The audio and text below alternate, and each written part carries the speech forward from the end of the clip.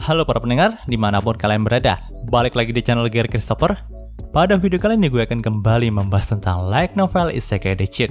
Dalam part sebelumnya, kita sudah melihat kalau ada seorang misterius yang hendak menebas Lexia. Tapi Knight dan Yuya pun berhasil menyelamatkan Lexia lagi, bahkan menangkap orang yang hendak membunuh Lexia itu. Dan waktu itu, Yuya pun dibuat terkejut nih, karena orang yang ingin membunuh Lexia adalah Luna. Pada awalnya, si Yuya itu mengira kalau Lexia itu akan menangkap Luna dan menghukum mati Luna. Tapi si Lexia itu malah melakukan tindakan sebaliknya, teman-teman. Di mana ia berkata kalau dia akan merawat Luna terlebih dahulu dengan Yuya. Lalu ia juga ingin mendengarkan penjelasan dari Luna tentang kenapa si Luna itu ingin membunuh Lexia. Dari situlah Lexia itu membuat aksi gilanya dan kabur dari hadapan Owen dengan membawa Luna dan Yuya. Di sini Yuya juga pada akhirnya ikutin arus yang dibuat oleh Lexia itu. Lalu si Yuya pun langsung membuka sihir teleportasinya untuk memindahkan mereka ke rumahnya Yuya yang ada di dalam hutan sarang iblis besar. Dalam part kali ini, panel cerita pun menyorot kepada Yuya yang baru saja menjelaskan hubungannya dengan Luna kepada Lexia. Di sini Lexia pun menjadi paham setelah mendengarkan cerita dari Yuya. Lalu perhatian Lexia pun berpindah pada sihir pemindah tempat dari Yuya tersebut. Lexia pun bertanya nih, sihir macam apakah itu? Mendengar hal itu, si Yuya pun menjawab dengan gampangnya nih, kalau sihir itu adalah sihir teleportasi yang ia buat belakangan ini. Tentu aja si Lexia itu dibuat terkejut dengan pengakuan dari Yuya. Karena memang nih, sihir teleportasi itu hanya ada dalam cerita dongeng aja, teman-teman. Dan saat ini tidak ada yang mampu untuk menggunakan ataupun menciptakan sihir tersebut. Bahkan hal itu juga berlaku untuk ukuran penyihir paling hebat di dunia ini saja. Karena memang, sihir itu hanyalah sebuah legenda belaka. Jadi bisa dibilang itu bukan sihir yang nyata gitu. Di sini Yuya pun sangat terkejut mendengar hal tersebut. Lexia juga melanjutkan perkataannya kalau si Yuya itu bisa menyelamatkan banyak orang dengan sihir tersebut. Sebagai contohnya, si Yuya itu bisa menghentikan invasi monster ataupun bandit di beberapa daerah secara hampir bersamaan. Karena memang dengan sihir itu, si Yuya bisa berpindah lokasi secara instan. Mendengar hal itu, Yuya pun menggaruk kepalanya karena memang sihir ini sendiri dibuat oleh Yuya untuk berpindah tempat saat ia melakukan kunjungan lapangan bersama Akademi OC. Jadi intinya sihir ini dibuat oleh Yuya untuk keperluannya sendiri dan Yuya itu nggak kepikiran make sihir ini buat nolong orang.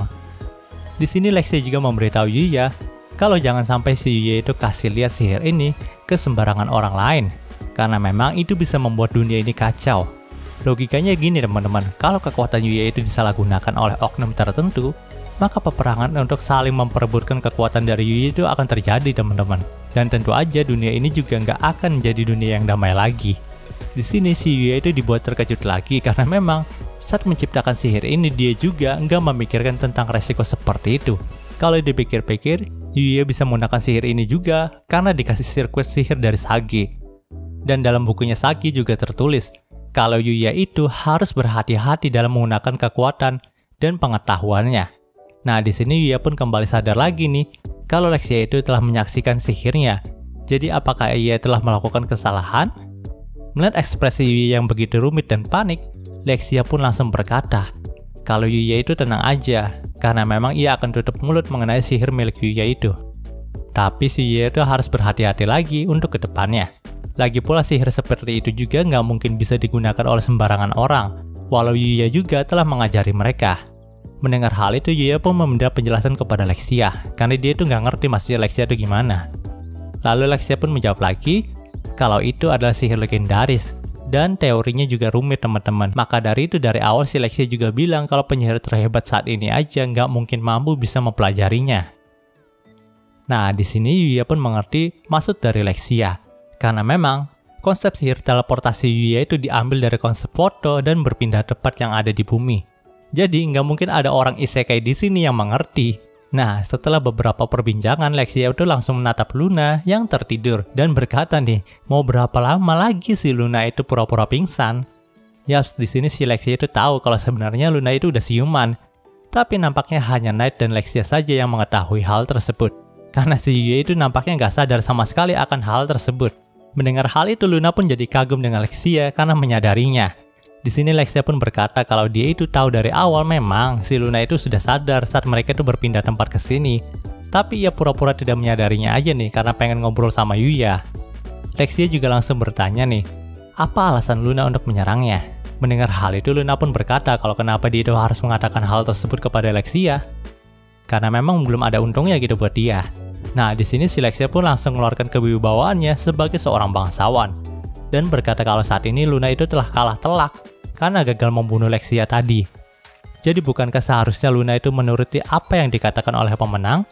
Karena didesak dengan alasan logis seperti itu, Luna pun terpaksa menjelaskannya. Luna pun berkata, kalau kisah yang akan ia ceritakan bukanlah cerita sedih teman-teman. Ini adalah kisah yang sudah biasa ditemui dalam kehidupan jalanan. Jadi sedari kecil Luna itu tidak mengetahui orang tuanya sama sekali. Dan bisa dibilang Luna adalah seorang yatim piatu. Ia bertahan hidup dengan meminum air lumpur, memulung sampah, dan hasil dari mencuri. Untungnya dia bisa mencukupi kebutuhannya sehari-hari tanpa harus menjual dirinya. Tapi kalaupun ia menjual dirinya, maka pasti tidak ada orang yang mau membelinya.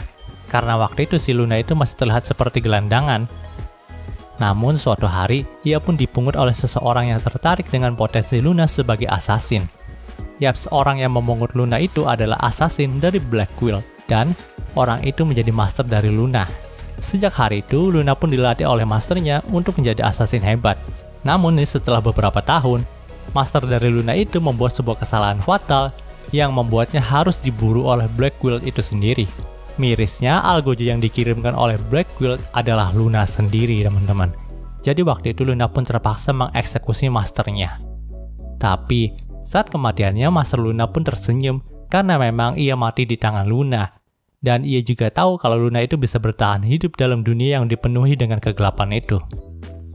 Setelah kejadian itu, Luna pun mengambil alih semua pekerjaan dari masternya dan menjadi assassin terbaik dari Black Quill, bahkan sampai mendapatkan julukan sebagai headhunter. Sampai suatu ketika, ada seorang bangsawan misterius yang mempekerjakan Luna untuk membunuh Lexia, dan pada kenyataannya nih, si Luna ini telah gagal teman-teman dalam menjalankan misinya. Jadi kali ini pastinya giliran dialah yang akan dieksekusi oleh algojo yang akan dikirimkan oleh Black Quill. Sungguh, ini kisah yang memilukan bukan? Itulah kisah kelam dari Luna. Di sini Yuya pun sangat terkejut mendengarkan hal itu. Yuya juga berkata kalau dia itu tidak bisa menerima hal tersebut karena memang si Luna adalah temannya. Jadi mana mungkin si Yuya itu membiarkan temannya dibunuh. Luna pun tersenyum pahit ketika melihat Yuya yang khawatir dengannya. Luna juga berkata kalau tidak mungkin bagi dirinya yang sudah berdosa ini bisa lolos dari takdir seperti itu. Nah di sini si Luna sama Yuya itu malah asik sedih-sedihan sendiri sampai lupa kalau memang di hadapan mereka juga ada Lexia. Jadi si Lexia itu langsung ngamuk dan berkata kalau jangan sampai kalian berdua itu melupakan dirinya yang ada di sini. Lexia juga melanjutkan nih kalau Luna itu jangan malah terlalu pesimis. Lagi pula siapa yang akan mengizinkan Luna itu untuk mati? Di sini Luna pun dibuat bingung dengan perkataan dari Lexia. Karena memang hukuman orang yang mencoba untuk membunuh bangsawan adalah hukuman mati. Tapi si Lexia itu berkata kalau Luna nggak akan mati seperti itu. Karena memang mulai hari ini Luna itu telah diangkat menjadi pengawal pribadinya Lexia. Luna pun sudah terbukti kuat, jadi pastinya Luna itu bisa melindungi Lexi dari segala ancaman yang lain. Lalu Owen juga nggak melihat wajah Luna, jadi dia itu nggak mungkin tahu kalau orang yang ingin membunuh Lexi adalah Luna. Mendengar hal itu Luna pun langsung kaget lagi dong, karena si Lexi itu memutuskan hal tersebut secara tiba-tiba. Lagi pula orang kotor seperti Luna juga nggak mungkin bisa berdiri di dekat cahaya seperti Lexia. Tapi nampaknya si Lexia itu nggak mau tahu tentang hal tersebut. Ia juga berteriak-teriak seperti orang galak, yang sontak langsung membuat Luna itu patuh kepadanya. Sementara Owen dan para prajurit lainnya itu hendak menuju tempat Yuya di dalam hutan sarang iblis besar.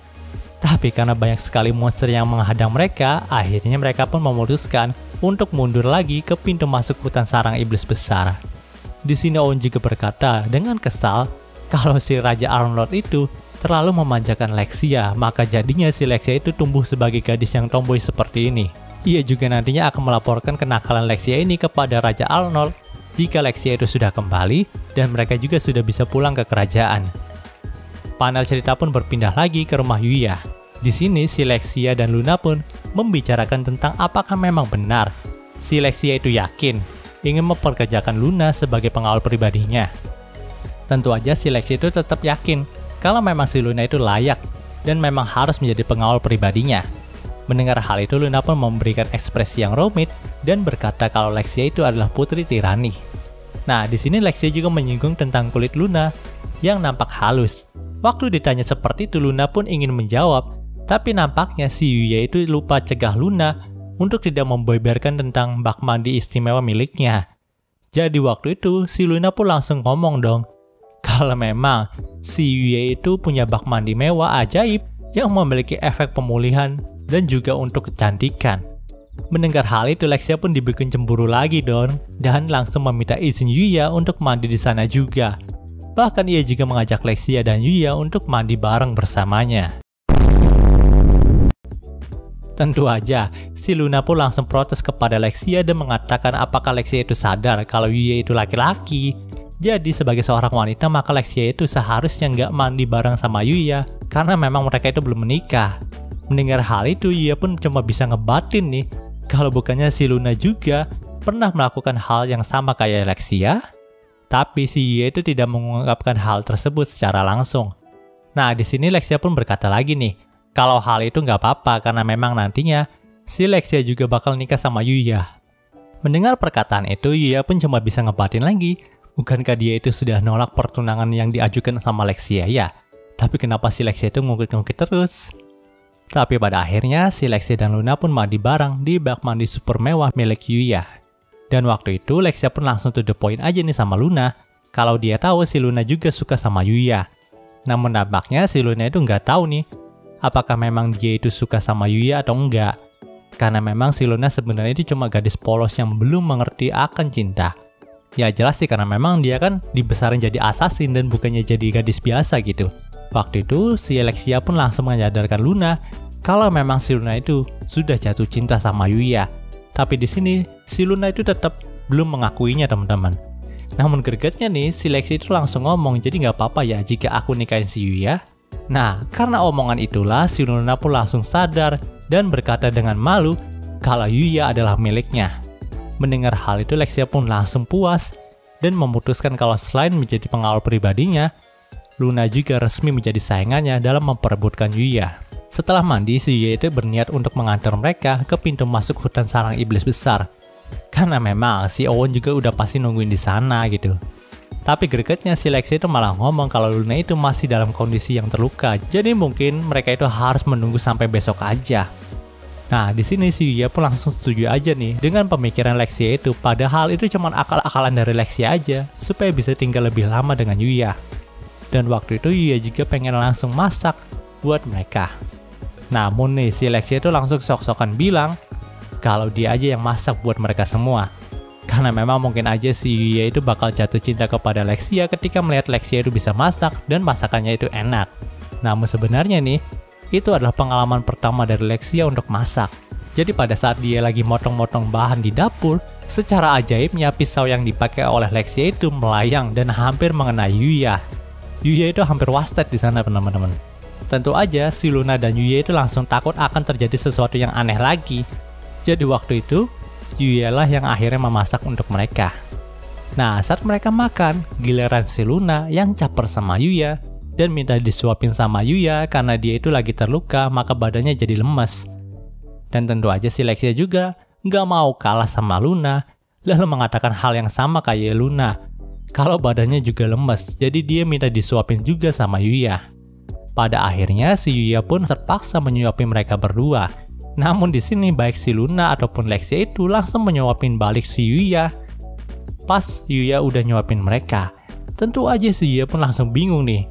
Katanya mereka itu lagi lemes, tapi malah nyuapin balik gitu. Dan cerita di part ini pun berakhir. Oke, mungkin segitu pembahasan dari light novel Isekai Digit-nya kali ini. Jika kalian suka video ini, jangan lupa untuk like, komen, dan juga subscribe ya, dan juga share agar gue lebih semangat lagi dalam membuat video dalam channel ini. Terima kasih telah menonton sampai detik ini. Gue Gear Christopher, signing off.